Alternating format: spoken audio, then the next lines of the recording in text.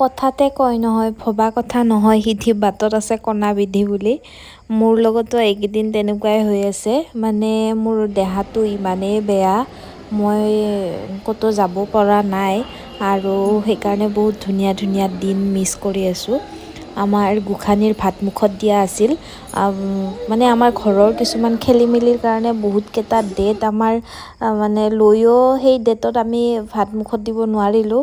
তাৰপিছত মানে মাজতেতো পাপাৰ বহুত মানে চিৰিয়াছ কণ্ডিশ্যন আছিল আৰু হস্পিটেল এডমিট হৈ আছিল। সেইটো কাৰণে বহুতকেইটা ডেট আমাৰ কেঞ্চেল হ'ল আৰু যিয়ে নহওক কালি মানে 6 তাৰিখে ভাত মুখত দিলে তাইক দৌল গোবিন্দ মন্দিৰত, একদম ঘৰৰ মানুহকেইটাৰ লগতে আৰু বহুত ডাঙৰকৈ একো কৰা নাই, একদম ফেমিলি গেট টুগেডাৰ আৰু যি নহওক মই যাব নোৱাৰিলোঁ, সেইকাৰণে বেয়াও লাগিছে।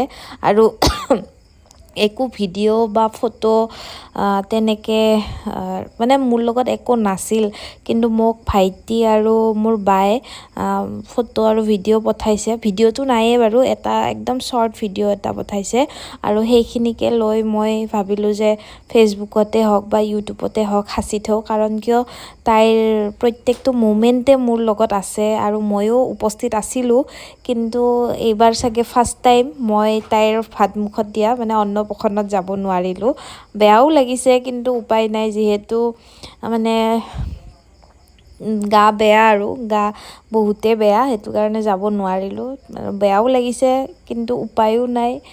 যিয়ে নহওক তাই চাওঁতে চাওঁতে গোসানী বহুত ডাঙৰে হৈ গ'ল। সেইদিনা জন্ম হৈছিলহে, তাইৰ আজি মানে 9 মাহ কমপ্লিট হ'ল আৰু ভাত মুখতো দিলে আৰু ধুনীয়া, তাই মানে বহুত মস্ত কিউট হৈছে। তাই একদম গলু মলু, একদম কি ক'ম আৰু, একদম গোটেইৰে আলাসৰ টুকুৰা।